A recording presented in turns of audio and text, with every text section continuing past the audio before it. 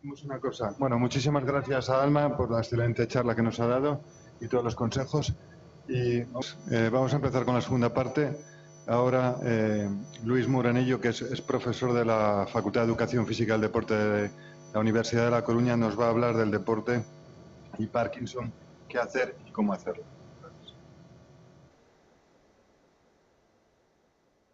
Bien, pues, muy buenas tardes.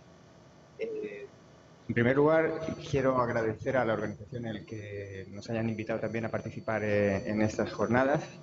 Para los que nos acercamos al tratamiento de esta enfermedad desde otros ámbitos, no exclusivamente el ámbito clínico o médico, es muy interesante el contacto, en primer lugar, con el paciente y también el contacto con los otros profesionales que se dedican al tratamiento de la enfermedad, el neurólogo, psicólogo, fisioterapeuta, enfermeros, etc. Entonces, desde ahí nuestro agradecimiento.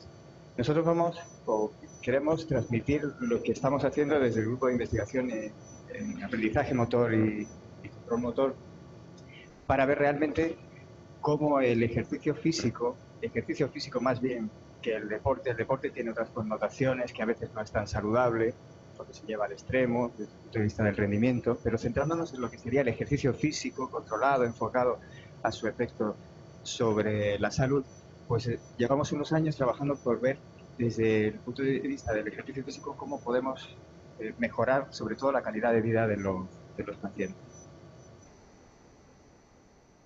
Bueno, en primer lugar, el por qué el paciente de Parkinson debería realizar ejercicio físico. Pues en primer lugar también por la misma razón que cualquier adulto que quiera mantener un estado saludable debería hacerlo, porque la inactividad, el sedentarismo se asocia a una mayor probabilidad de padecer enfermedades.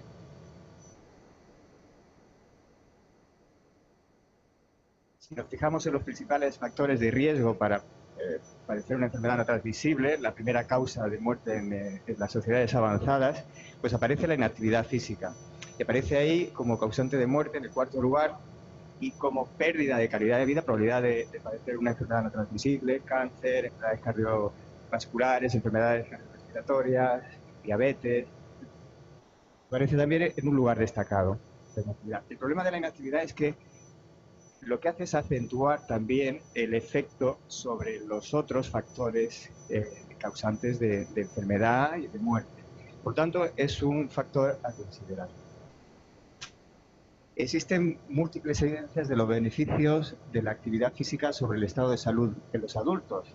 Está comprobado que tiene un efecto protector frente a factores de riesgo cardiovascular, que también tiene un efecto protector frente al riesgo de padecer algunos tipos de cáncer, que frena esa pérdida de salud ósea. Es muy importante el ejercicio físico en la etapa adulta, es muy importante en la etapa infantil y juvenil para crear una buena base de salud ósea articular, pero luego en la etapa adulta también es muy importante para mantenerla, para frenar esa degeneración. Produce también mejoras a nivel cognitivo, a nivel de estado de ánimo, y también se está comprobando cómo tiene un efecto, puede tener un efecto neuroprotector a nivel de estimular la producción de determinados factores neurotróficos. ¿Por qué el paciente tiene que realizar ejercicio físico? Pues porque cuando aparece la enfermedad empiezan a aparecer una serie de síntomas motores y síntomas no motores. Y esos síntomas lo que hacen o lo que pueden hacer es que ese paciente vaya cambiando un estilo de vida más o menos activo hacia un estilo de vida más sedentario, menos activo. Y al final lo que nos podemos encontrar es que ese paciente acaba metiéndose en una especie de círculo vicioso donde esos síntomas motores hacen que el sujeto sea menos activo. Esa inactividad lo que genera o puede influir acrecentando la aparición de esos síntomas motores o no motores, y también influyendo en la aparición de otras complicaciones colaterales aparejadas también a un estilo de vida sedentario, poco activo, que al final también van a influir en que esa enfermedad pues acabe conduciendo pues, a que tenga una evolución más rápida y sobre todo una pérdida importante en la calidad de vida de esos sujetos.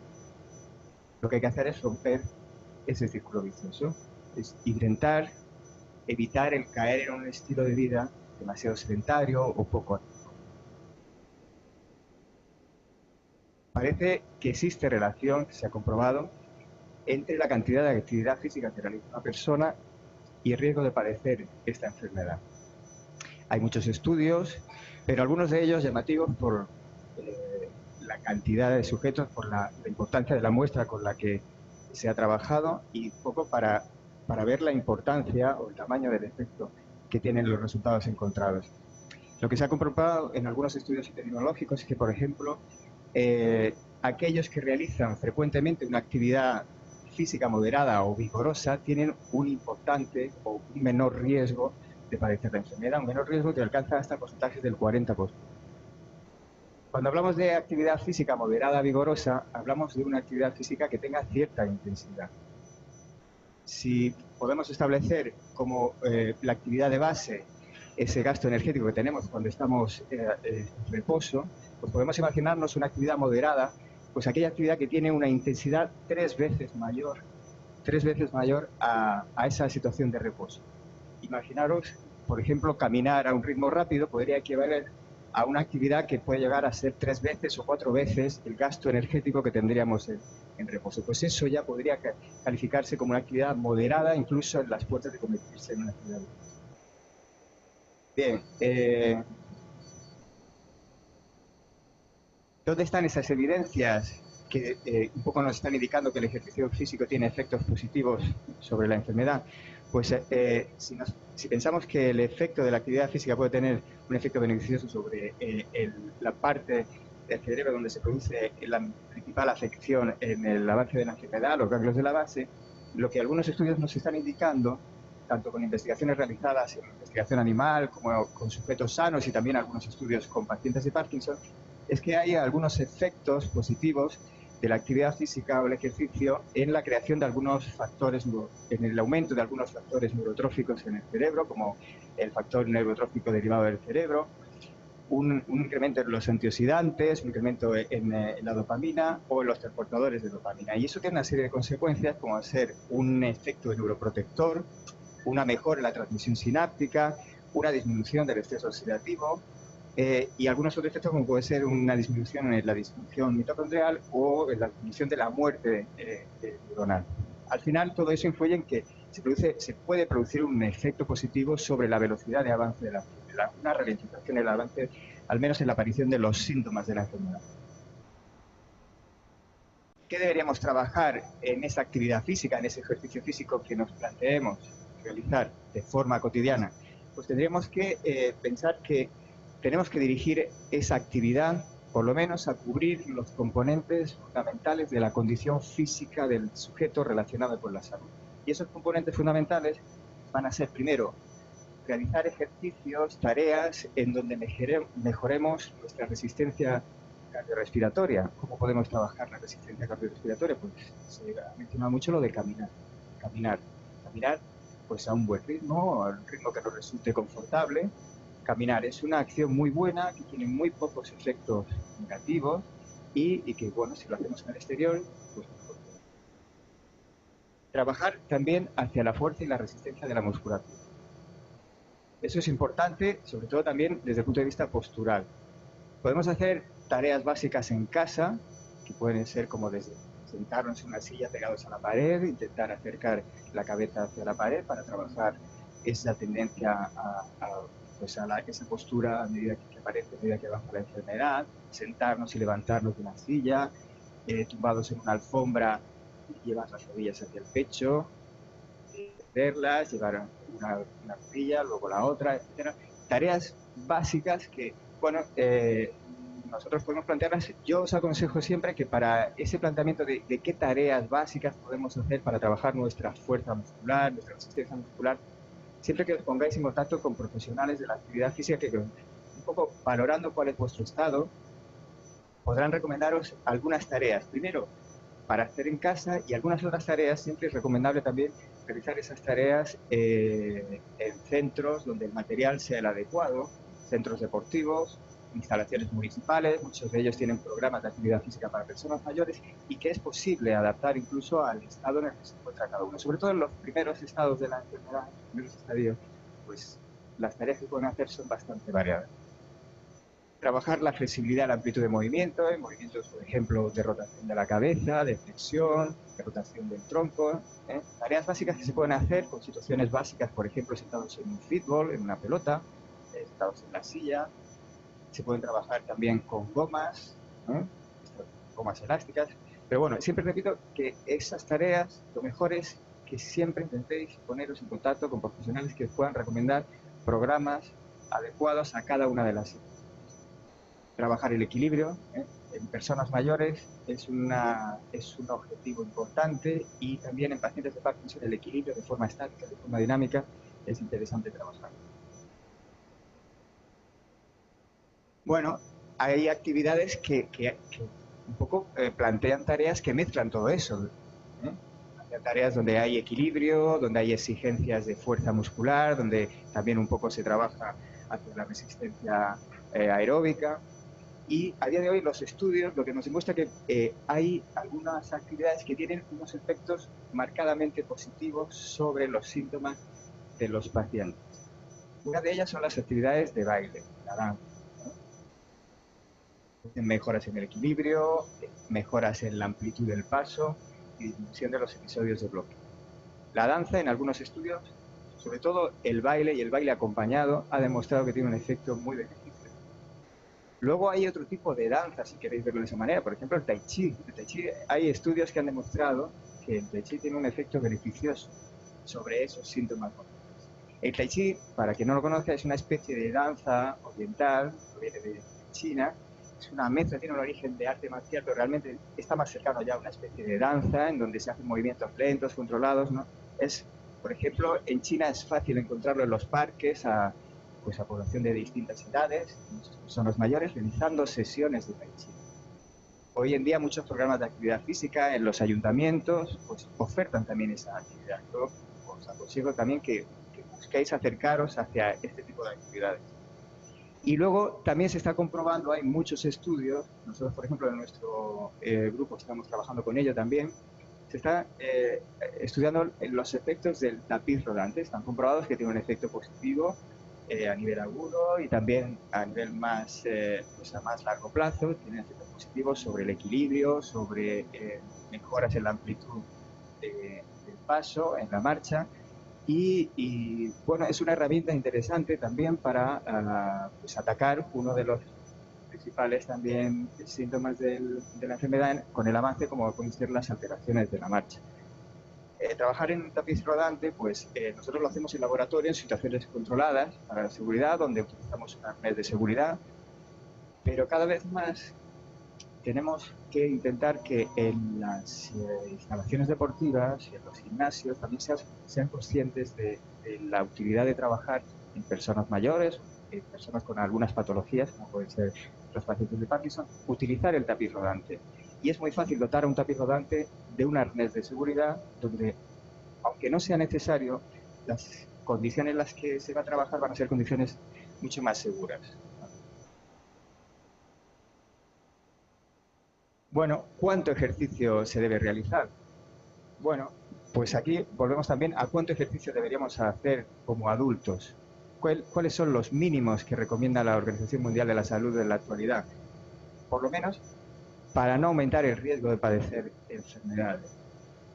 Y esos mínimos, pues podemos plantearlos como acumular a lo largo de la semana un mínimo de 150 minutos de actividad física aeróbica moderada, acumularla, ¿vale? O al menos la mitad de tiempo, pero que la actividad sea de algo más de intensidad. Vuelvo a plantearos que la actividad moderada es una actividad que sea como mínimo 3 veces la intensidad que tenemos de ese gasto energético que tendríamos cuando estamos en reposo. Que esa acumulación se dé al menos en sesiones continuas que tengan una duración mínima de 10 minutos. Pues hablamos, por ejemplo, sesiones de media hora, 3/4 de hora, como mínimo, para que tengan un efecto más destacado.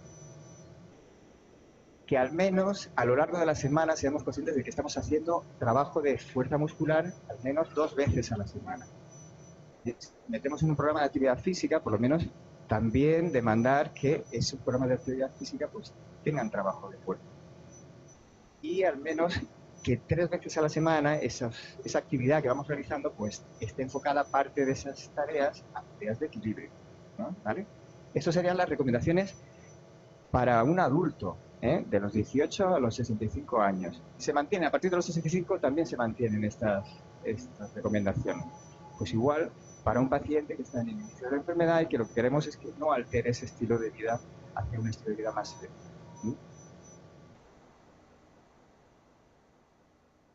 ¿Ventajas del ejercicio físico para incluirlo como terapia?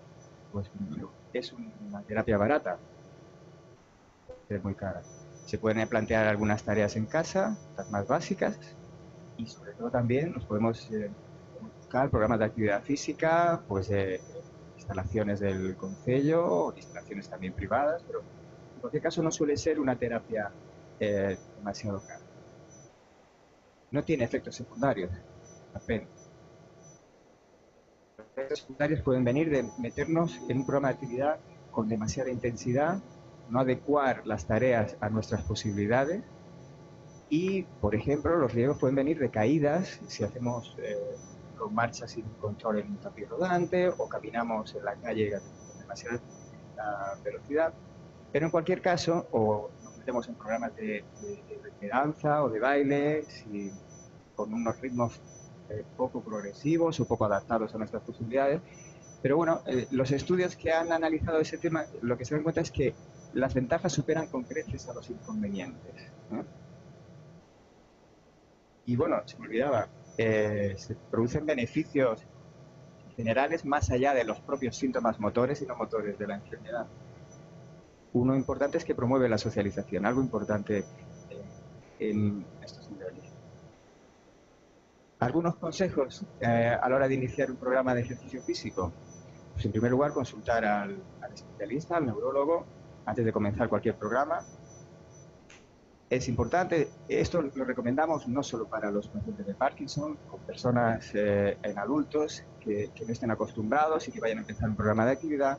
Es importante, en principio, ver la actitud cardiovascular de esos sujetos. Entonces, realizar una prueba de esfuerzo pues no está de más en una persona pues ya adulta, ¿no? Para poder, con más seguridad, con más confianza, poder involucrarse en un programa de trabajo aeróbico, un programa de fuerza. Bueno, ponerse en manos de profesionales, también profesionales del deporte, profesionales del ejercicio físico para la salud, que los hay, cada vez se está formando más y mejor a la gente en este ámbito, la preocupación es mayor y los vamos a encontrar tanto en salas de fitness privadas, salas de fitness de actividad física pues, de los concellos, de los ayuntamientos. Es decir, cada vez es más accesible para las personas el poder involucrarse en un programa de actividad física. También hay que acercar a esta gente el conocimiento de la enfermedad, que ellos también conozcan que pues, tiene una prevalencia significativa en la etapa adulta y que bueno, también se preocupen por adaptar situaciones, tareas al trabajo específico con estas personas. Una de ellas, por ejemplo, dotar a los tapices rodantes de arneses de seguridad. Es una medida muy sencilla, muy asequible y que va a permitir trabajar en condiciones de seguridad con este instrumental.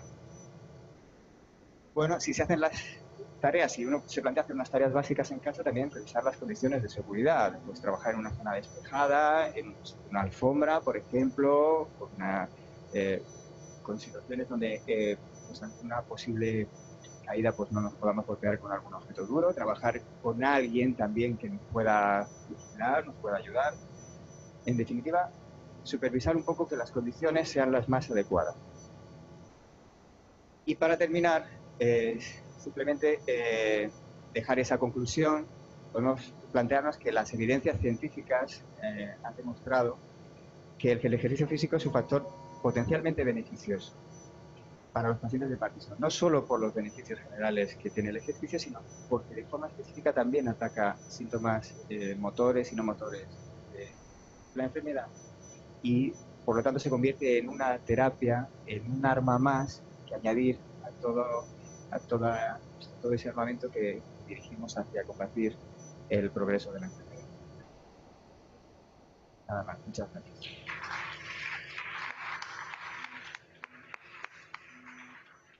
Muchas gracias, Luis, por la excelente charla y toda la información. ¿Alguna pregunta? Luis. Sí, espera un momento, por favor, que te pasen el micro para los que nos están escuchando online. puedan oír bien. Quiero que me quede bien claro que el tapiz rodante no se debe utilizar nunca sin una supervisión o sin un arnés, ¿verdad? Así por cuenta propia, comprar el tapiz rodante y usarlo en casa no es conveniente, ¿no? No, primero que el tapiz rodante que vas a poder comprar y tener en casa no va a ser un tapiz rodante que va a cumplir las condiciones mínimas, ya no porque no haya una seguridad ante una posible caída, sino porque ese tapiz rodante probablemente ni cumpla las condiciones de mantener una velocidad estable, Entonces, un tapiz rodante aceptable vale unos 6.000 euros. Tenerlo en casa... Asequible para cualquier bolsillo. Y entonces es preferible mejor ir a utilizarlo pues eso, en una instalación deportiva donde van a tener un equipamiento de calidad y sobre todo va a haber gente que va a supervisar que la velocidad a la que vamos a trabajar va a ser la velocidad adecuada y que las condiciones de seguridad no van a ser las dos. Gracias. ¿Alguna pregunta más? Los tapices rodantes, sí.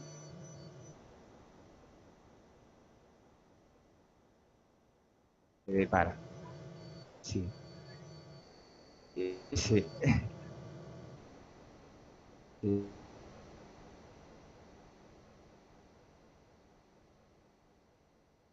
Sí. Quemó las rodillas. En los tapices rodantes nos caemos mucho la gente, si nos despistamos. Uno de los problemas que se tiene con el avance de la enfermedad, por el avance de la enfermedad, sino las personas mayores, tenemos más problemas también para hacer los rodante, donde tenemos que realizar una actividad que en principio es automática, como puede ser la marcha, pues a veces no podemos hacerlo tan automático y si nos habla alguien o giramos, pues es fácil caerse. Entonces yo por eso siempre recomiendo el usarlo, como no es tan difícil acceder al uso de un tapiz rodante, donde la velocidad sea estable, donde nos pueden adaptar mejor esos intervalos entre velocidades, pues usarlo en una instalación.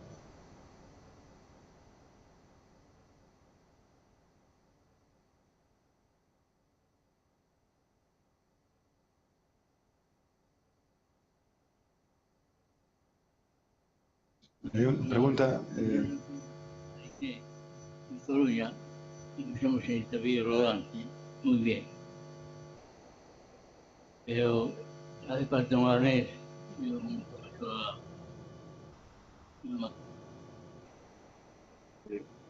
Bueno, pues Antonio participó, nos ayudó bastante porque participó en los estudios que hemos hecho y bueno, él ya conoce cómo es la metodología y eso es importante. Nadie, nosotros tenemos varios estudios realizados en donde aparece el tapiz rodante y nadie se nos ha caído. No ha sido necesario utilizarlo, por suerte, pero hay que usarlo.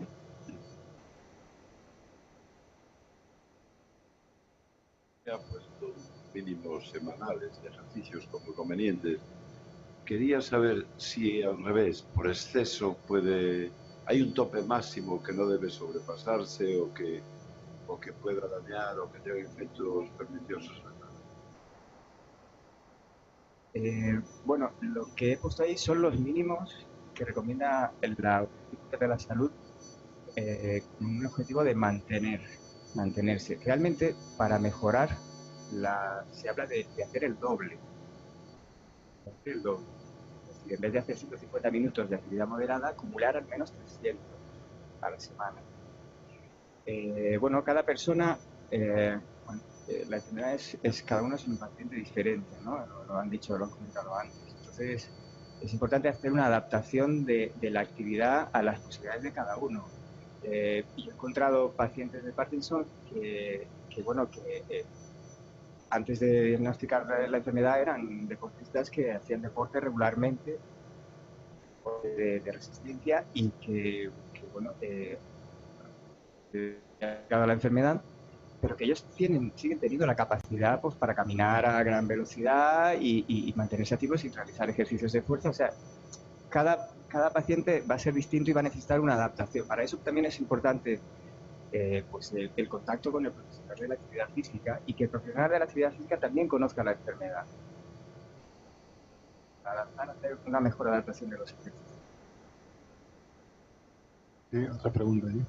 Hola, tenía entendido que montar en bicicleta también era un ejercicio bueno para el Parkinson, aunque tú no lo tienes ahí reflejado. ¿La bicicleta estática tiene los mismos beneficios para este tipo de enfermedad? ¿O es la bicicleta mantener el equilibrio y todo eso? Bueno, el problema de la bicicleta es los posibles problemas que puede tener para una persona también mayor, una persona adulta que monta en bicicleta. Problema. No tiene un efecto tan beneficioso como el caminar en un tapiz porque el tapiz ataca a las alteraciones de la marcha y es un efecto más dirigido.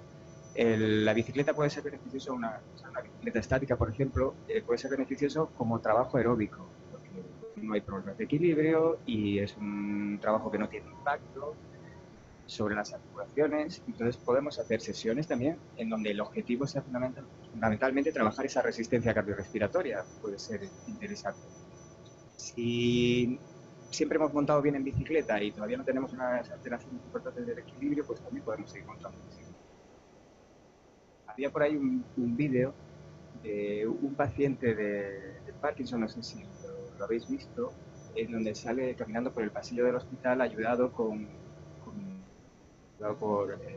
el médico y con importantes alteraciones de la mancha. Y le conduce hasta la puerta, se sube en una bicicleta y se va en su bicicleta.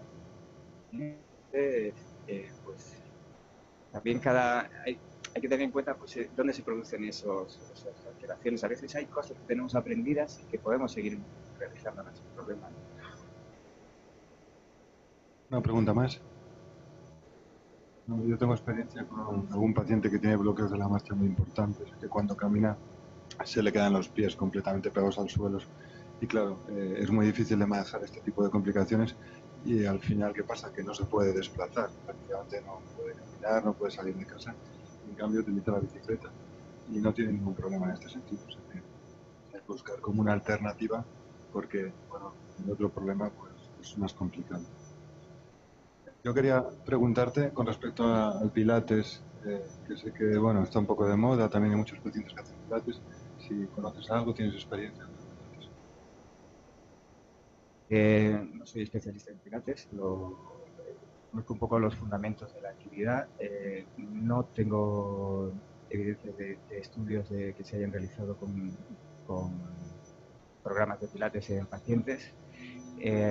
Está teniendo muy buenos resultados en adultos. Tenemos que tener en cuenta que el Pilates es una actividad que es necesario complementar con otras, porque el objetivo fundamental del Pilates es un efecto sobre la fortaleza, los niveles de resistencia muscular, pero de la musculatura que tiene un efecto sobre todo postural, sobre la musculatura de la faja abdominal, de la cintura pélvica, de la cintura escapular. Tiene un efecto muy localizado, pero a niveles de esfuerzo. Entonces, pues sí puede ser interesante, pero tiene que estar también desarrollado por un profesional que conozca realmente la actividad, porque el Pilates, lo que a veces vemos son algunas tareas que realizadas en la iniciación, si no se realiza con un profesional que esté cerca y controlando realmente cuál es el ritmo de trabajo, el uso de la respiración, pues puede ser actividades o tareas que nos parezcan imposibles o incluso que veamos que nos hacen daño. Hay algunas posturas en Pilates que bueno, hay que ir haciéndolas progresivamente y con alguien que controle cuál es la posición correcta de cada uno de los segmentos vertebrales, de las piernas, de los brazos, de la respiración. Y eso no vale con verlo en un vídeo, en internet, ni leerlo en un libro. Tiene que haber alguien por nosotros, trabajando con nosotros, cerca de nosotros, y no trabajando con 20 personas, trabajando con 3, con 4, para que les pueda corregir. Es el inconveniente que le veo al Pilates. Gracias. Simplemente quería acabar esta parte diciéndoos que hay un artículo publicado en Moving Disorders, que es una revista muy importante de investigación este año, en 2016. Es una revisión del efecto del ejercicio físico y se sabe que no solamente mejora aspectos motores de la enfermedad, sino que mejora el estado de ánimo, la ansiedad, los problemas del sueño y algunos problemas cognitivos, sobre todo relacionados con la atención, con la memoria del trabajo, capacidades para poder resolver problemas, programarse, ejecutar, etc. Por lo tanto, está claro que el ejercicio es bueno y hay que hacerlo. Y nada más, muchas gracias Luis por tu presentación y vamos a pasar ya a